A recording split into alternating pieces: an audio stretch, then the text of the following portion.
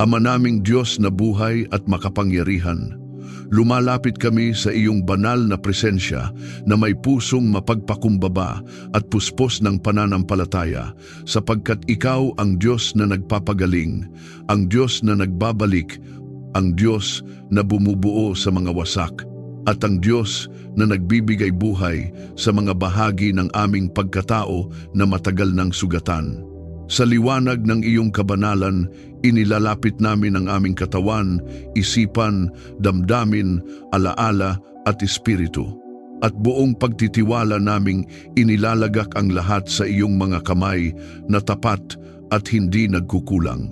Kinikilala namin na ang kagalingan ay hindi lamang pisikal, kundi ganap, malalim at umaabot sa pinakapinagmumulan ng aming pagdurusa.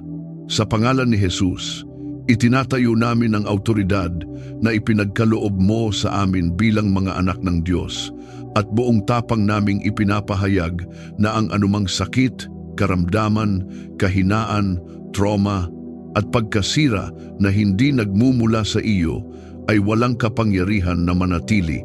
Ipinapahayag namin ang pagbasag sa bawat tanikala ng karamdaman, bawat salitang negatibo na itinanim laban sa aming kalusugan, bawat sumpa na nagdulot ng paghina ng aming katawan, at bawat lihim na takot na nagpalala ng aming kalagayan. Sa pamamagitan ng dugo ni Jesus, pinawawalang bisa namin ang lahat ng atas ng kadiliman na naglalayong magnakaw ng lakas, pag-asa at buhay. Espiritu Santo, puspusin mo ang bawat hibla ng aming pagkatao. Dumaloy ka na parang banal na langis na nagpapaginhawa sa mga sugat na hindi nakikita, nagpapalakas sa mga butong ng hihina at nagbibigay liwanag sa mga isipan na nabibigatan. Hinihiling namin na ang iyong presensya ang umabot sa mga alaala ng sakit, sa mga sandaling puno ng luha at sa mga panahong halos sumuko na kami. At doon mo ihayag ang iyong kapayapaan na higit sa anumang pagkaunawa. Hayaan mong ang iyong tinig ang pumalit sa ingay ng takot at panghihina. Panginoon, ikaw ang aming pastol at wala kaming kakapusin. Sa mga luntiang pastulan ng iyong katotohanan, pinahihiga mo kami upang magpahinga, at sa tahimik na tubig ng iyong biyaya, kami ay muling pinalalakas. Ibinabalik mo ang aming kaluluwa at pinapatnubayan mo kami sa landas ng katuwiran alang-alang sa iyong pangalan. Kahit kami ay dumaan sa lambak ng karamdaman at panghihina, hindi kami matatakot sapagkat ikaw ay kasama namin. Ang iyong pamalo at tungkod ang nagbibigay sa amin ng katiyakan at proteksyon. Sa kapangyarihan ng pangalan ni Jesus, inuutusan namin ang bawat karamdaman na umatras, ang bawat impeksyon na matuyo, ang bawat abnormalidad na bumalik sa tamang kaayusan, at ang bawat bahagi ng aming katawan na naapektuhan ng sakit na tumugon sa disenyo ng Diyos. Ipinapahayag namin ang buhay sa aming dugo, lakas sa aming mga laman, linaw sa aming isipan, at katatagan sa aming damdamin. Hindi kami umaayon sa ulat ng takot, kundi tumatayo kami sa ulat ng Panginoon na nagsasabing kami ay pinagaling sa pamamagitan ng kanyang mga sugat. Ama, nililinis mo ang aming kalooban mula sa galit, sama ng loob at hindi pagpapatawad, sapagkat batid namin na ang mga ito ay nagiging pinto ng karamdaman. Pinipili naming magpatawad, hindi sa aming sariling lakas, kundi sa lakas ng iyong pag-ibig na dumadaloy sa amin. Pinipili naming pakawalan ang mga sakit ng nakaraan, ang mga salitang nakasakit, at ang mga karanasang nagdulot ng sugat sa aming pagkatao. Sa pagpapatawad, tinatanggap namin ang kalayaan at kagalingang nagmumula sa iyo. Sa larangan ng espiritual na pakikipaglaban, itinatayo namin ang pader ng pananampalataya laban sa bawat atake ng kaaway na naglalayong pahinain ang aming katawan at isipan. Pinapawalang bisa namin ang bawat kasinungalingan na nagsasabing wala ng pag-asa, wala ng lunas at wala ng pagbabago. Ang katotohanan ng Diyos ang aming pinanghahawakan at ang katotohanan iyon ang nagpapalaya at nagpapagaling sa amin. Ang mga anghel ng Diyos ay aming tinatawag upang maglingkod, magbantay at magdala ng banal na lakas sa bawat bahagi ng aming buhay.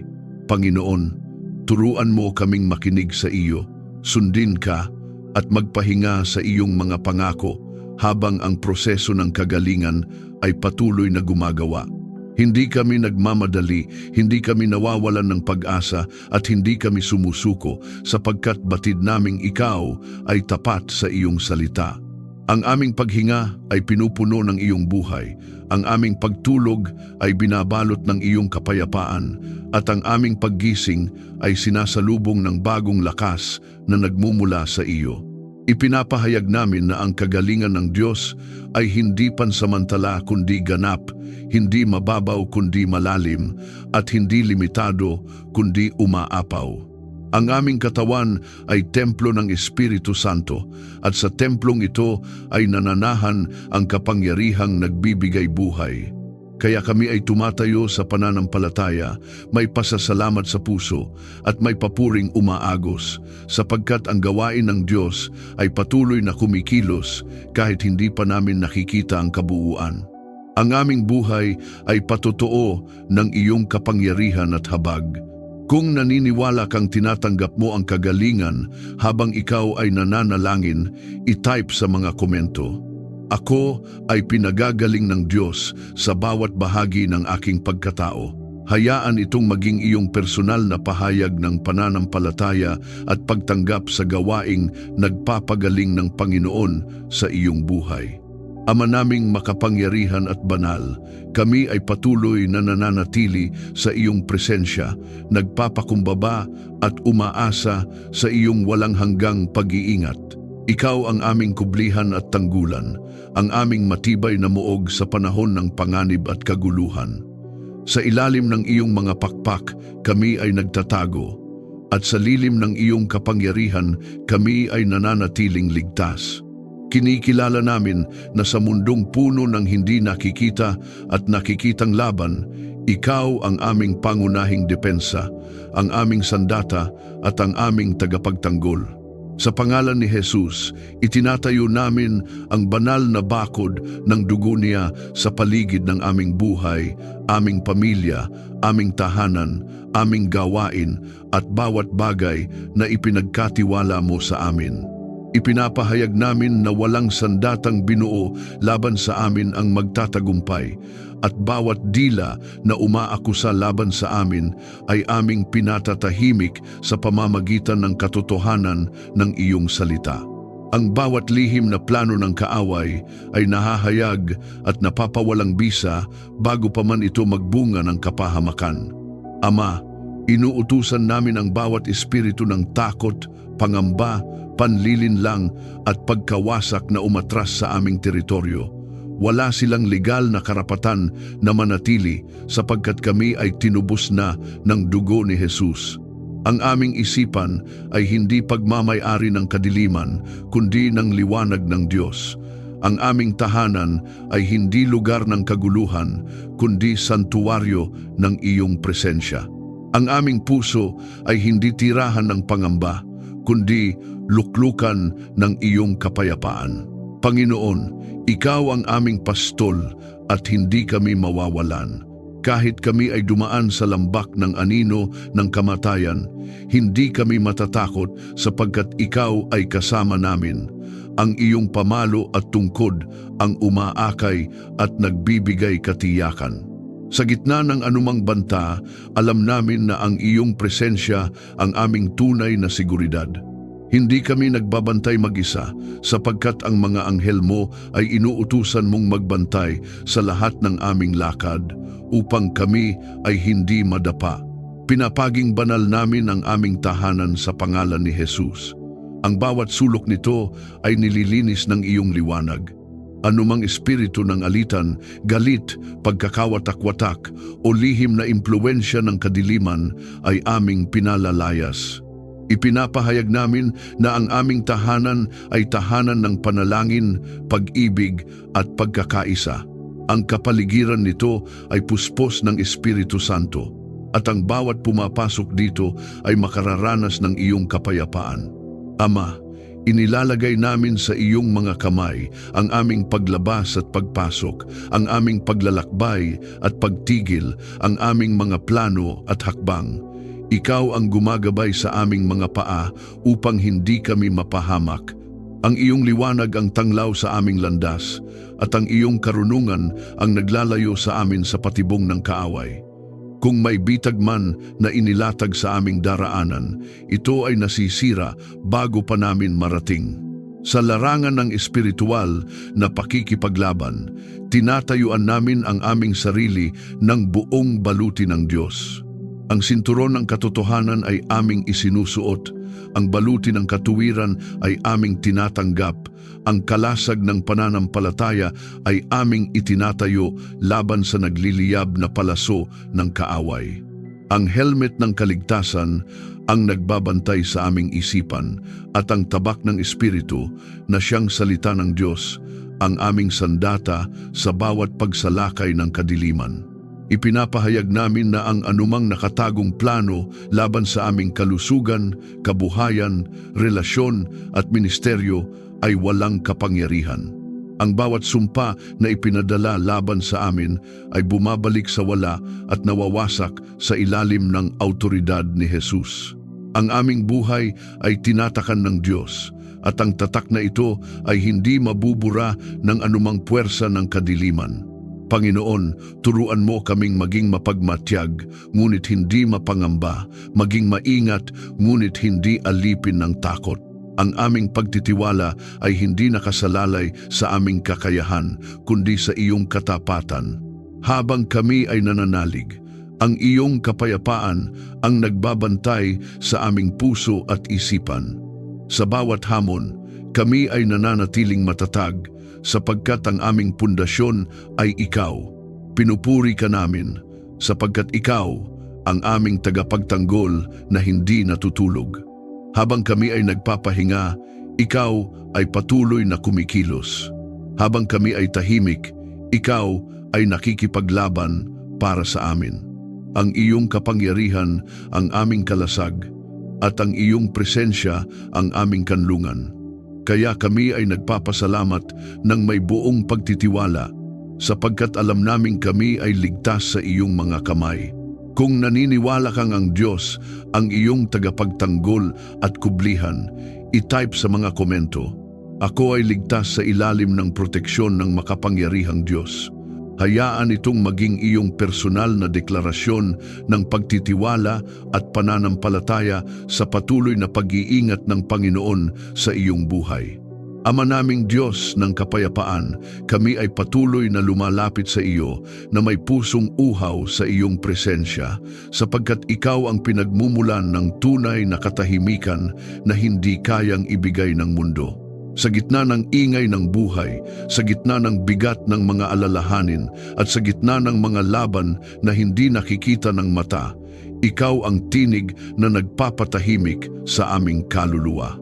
Inilalapit namin sa iyo ang aming mga isipan na pagod, ang aming mga pusong sugatan, at ang aming mga damdaming nabibigatan, at buong pagpapakumbaba naming hinihiling na balutin mo kami ng iyong banal na kapayapaan.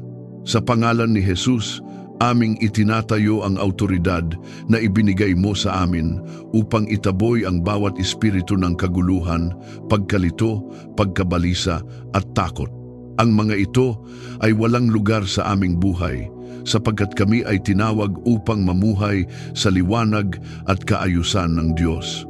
Pinapawalang bisa namin ang bawat bulong ng kaaway na naglalayong guluhin ang aming isipan, magnakaw ng aming pahinga at wasakin ang aming katahimikan. Ipinapahayag namin na ang kapayapaan ni Kristo ang maghahari sa aming puso at maghahawak sa aming pag-iisip. Espiritu Santo, dumaloy ka na parang banayad, ngunit makapangyarihang hangin na nag-aalis ng bigat sa aming dibdib at naglilinis ng kalituhan sa aming isipan. Hipuin mo ang mga bahagi ng aming pagkatao na patuloy na binabagabag ng mga tanong, pangamba at alaala ng kabiguan. Ibalik mo ang katahimikan sa mga lugar na matagal nang binabagyo ng emosyonal na sakit. Hayaan mong ang iyong presensya ang maging espasyo kung saan kami ay maaaring huminga ng malalim at magpahinga ng lubos. Panginoon, Ikaw ang aming pastol at sa iyong paggabay ay dinadala mo kami sa tahimik na tubig. Doon kami ay muling pinalalakas, hindi sa pamamagitan ng ingay, kundi sa pamamagitan ng katahimikan ng iyong presensya. Ibinabalik mo ang aming kaluluwa kapag ito ay napagod at pinatitibay mo ang aming loob kapag kami ay pinanghihinaan. Sa iyong pag-ibig, natututo kaming magtiwala kahit hindi namin nauunawaan ang lahat, at sa iyong katapatan, natututo kaming maghintay ng walang takot.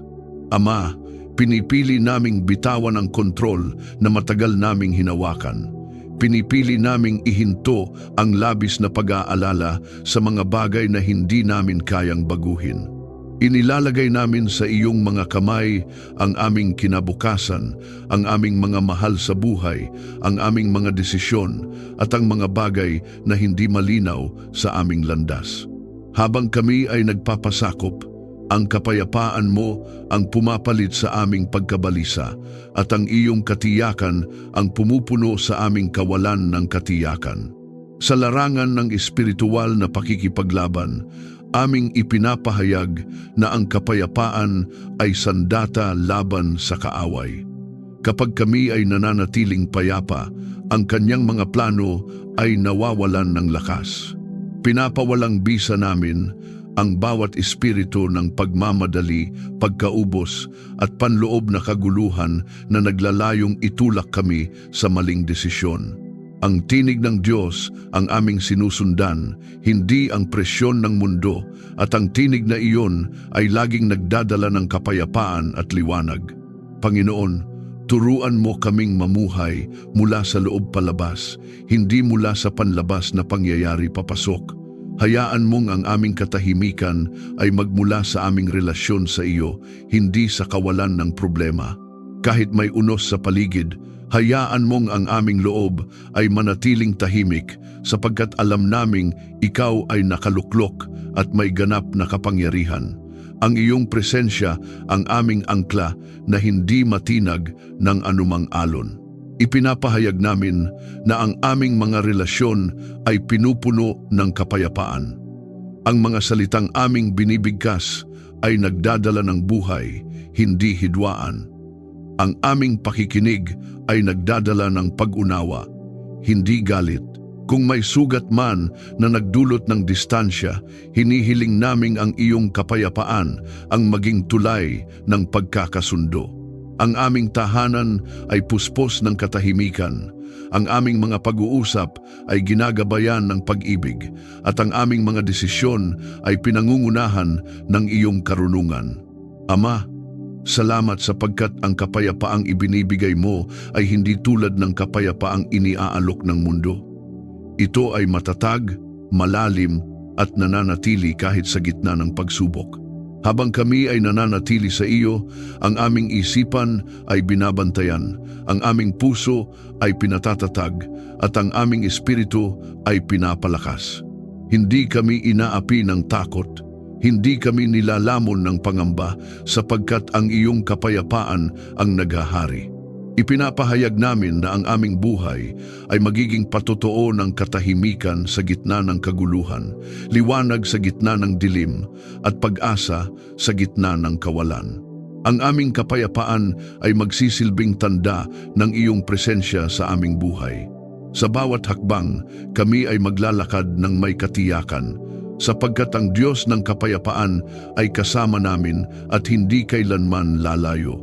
Kung ikaw ay naniniwalang tinatanggap mo ang kapayapaan ng Diyos sa iyong puso at isipan, i-type sa mga komento, "Ako ay nababalot ng kapayapaan ng Diyos na higit sa anumang pangunawa."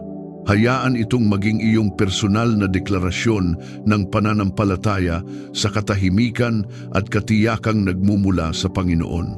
Ama naming Diyos na bukal ng lahat ng pagpapala, kami ay patuloy na nananatili sa iyong banal na presensya na may pusong nagpapasalamat at umaasang tatanggap ng iyong masaganang biyaya. Ikaw ang pinagmumulan ng bawat mabuting kaloob at bawat ganap na handog. Ang lahat ng aming taglay ay nagmula sa iyo, at ang lahat ng aming aasahan ay nakasalalay sa iyong kabutihan. Sa pagpapakumbaba at pananampalataya, inilalapit namin sa iyo ang aming pangangailangan, ang aming mga pangarap at ang aming mga mithiin, at hinihiling naming ibuhos mo ang iyong pagpapala ayon sa iyong perpektong kalooban. Sa pangalan ni Jesus, ipinapahayag namin na kami ay mga anak ng Diyos na may mana sa kaharian. Hindi kami itinakda upang mamuhay sa kakulangan, kundi sa kasapatan at kasaganaan na nagmumula sa iyo. Pinapawalang bisa namin ang bawat espiritu ng kakapusan, kahirapan at pagkalugmok na naglalayong itali ang aming buhay sa limitasyon. Ang bawat sumpa ng kakulangan mula sa nakaraan ay aming pinuputol at isinasailalim sa kapangyarihan ng dugo ni Jesus. Ipinapahayag namin na ang aming kabuhayan, aming gawain at aming mga proyekto ay pinagpapala at pinapalago ng iyong kamay. Panginoon, ikaw ang aming pastol at hindi kami mawawalan. Sa iyong paggabay, kami ay dinadala sa lugar ng kasaganaan kung saan ang aming kaluluwa ay nasisiyahan. Inihahanda mo ang hapag sa harapan ng aming mga kaaway at pinapahiran mo ng langis ang aming ulo, ang aming saro ay umaapaw. Ang iyong kabutihan at awa ay sumusunod sa amin sa lahat ng aming lakad, at sa iyong presensya kami ay nananahan ng may kagalakan at pagtitiwala. Ama, hinihiling naming pagpalain mo ang gawa ng aming mga kamay. Ang aming pagsisikap ay huwag maging walang bunga, at ang aming mga plano ay maitatag sa matibay na pundasyon ng iyong karunungan. Kung may mga pintuan na dapat isara mo ng malinaw. Kung may mga pintuan na dapat buksan mo ng walang makapipigil. Ang bawat oportunidad na mula sa iyo ay aming tatanggapin ng may pagpapasalamat, at ang bawat hindi mo kalooban ay aming iiwan ng walang panghihinayang. Sa espiritual na pakikipaglaban, ipinapahayag namin na ang pagpapala ng Diyos ay hindi maagaw ng kaaway. Anumang plano ng kadiliman upang hadlangan ang aming pag-unlad ay aming pinapawalang bisa. Ang bawat espiritu ng inggit, paninira at lihim na pagsabotahe ay walang kapangyarihan laban sa mga pinagpala ng Diyos.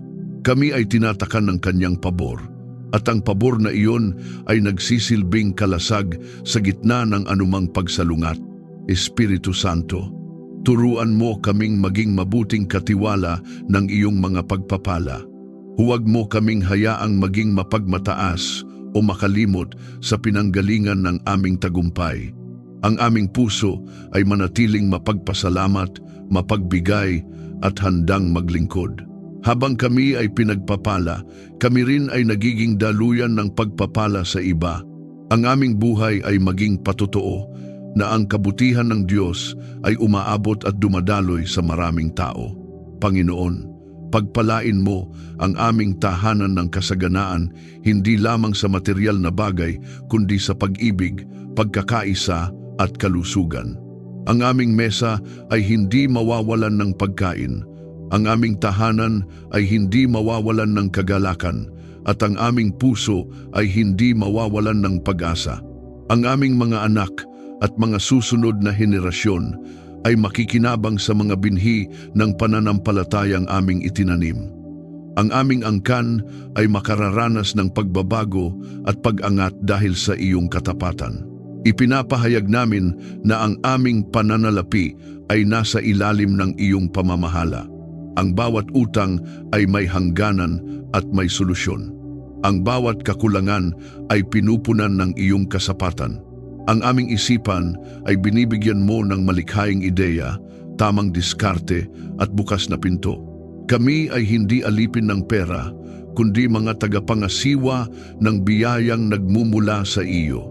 Ang aming pagtitiwala ay hindi sa kayamanan, kundi sa Diyos na nagbibigay ng kakayahang lumikha ng kayamanan.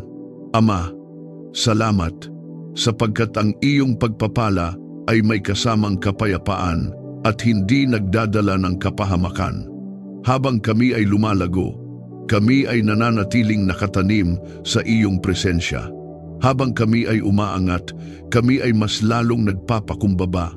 Ang aming tagumpay ay hindi para sa aming sariling kaluwalhatian, kundi para sa iyong pangalan. Sa lahat ng bagay, ikaw ang aming inuuna, at sa pag-una sa iyo, ang lahat ng aming pangangailangan ay nadaragdag. Kung ikaw ay sumasampalataya na tinatanggap mo ang masaganang pagpapala ng Diyos sa iyong buhay at pamilya, i-type sa mga komento. Ako ay tumatanggap ng pagpapala at pabor mula sa Panginoon. Hayaan itong maging iyong personal na pahayag ng pagtitiwala sa kabutihan at kasapatan ng Diyos na kumikilos sa iyong buhay. Ama naming Diyos na makapangyarihan sa lahat, ikaw ang pinagmumulan ng bawat tunay na tagumpay. Kami ay patuloy na lumalapit sa iyo na may pusong handang magpasakop at may espiritong puno ng pananampalataya. Kinikilala namin na ang tagumpay na nagmumula sa iyo ay hindi lamang panlabas na pag-angat, kundi panloob na pagbabago. Hindi lamang pagkamit ng layunin, kundi pagtupad sa iyong kalooban. Sa iyong presensya, kami ay tumatayo bilang mga mandirigmang espiritual, hindi umaasa sa sariling lakas, kundi sa kapangyarihan ng iyong espiritu. Sa pangalan ni Jesus, ipinapahayag namin na kami ay higit pa sa mga mananagumpay sa pamamagitan niya na nagmamahal sa amin. Anumang laban na kinakaharap namin sa aming kalusugan, sa aming tahanan, sa aming gawain, sa aming isipan ay hindi mas malaki kaysa sa Diyos na aming pinaglilingkuran. Pinapawalang bisa namin ang bawat espiritu ng pagkatalo, panghihina ng loob, at pagdududa na naglalayong hadlangan ang aming pag-usad. Ang bawat kasinungalingan na nagsasabing hindi namin kaya ay aming tinatanggihan at sa halip ay tinatanggap namin ang katotohanang kaya namin sa pamamagitan ni Kristo na nagpapalakas sa amin. Panginoon, ikaw ang aming pastol at hindi kami mawawalan sa bawat laban. Ikaw ang nauuna at naghahanda ng daan.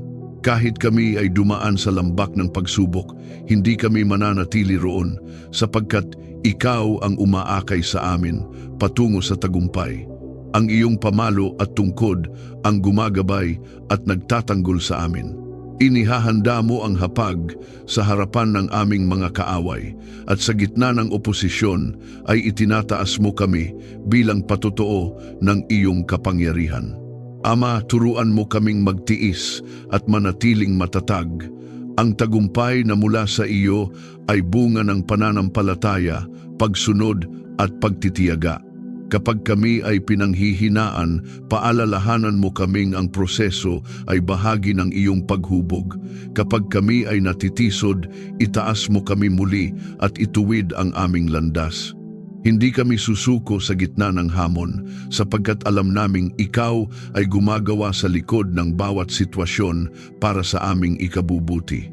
Sa espiritual na pakikipaglaban, ipinapahayag namin na ang bawat demonyong atas laban sa aming kapalaran ay winawasak. Ang bawat hadlang na inilagay upang pigilan ang aming pagtawag ay inaalis sa pangalan ni Jesus.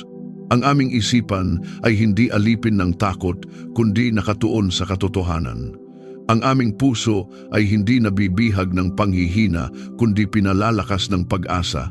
Ang aming mga paa ay matatag sa landas na itinakda mo, at ang aming mga kamay ay pinapalakas upang tapusin ang gawaing ipinagkatiwala mo sa amin. Espiritu Santo, puspusin mo kami ng banal na tapang at karunungan. Bigyan mo kami ng malinaw na direksyon sa bawat desisyon. Kapag may mga pintuang kailangang katukin, gabayan mo kami. Kapag may mga laban na kailangang harapin, patatagin mo kami.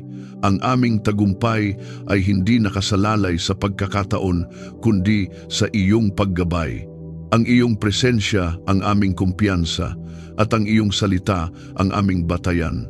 Ipinapahayag namin na ang aming mga pangarap na nakaayon sa iyong kalooban ay magkakaroon ng katuparan.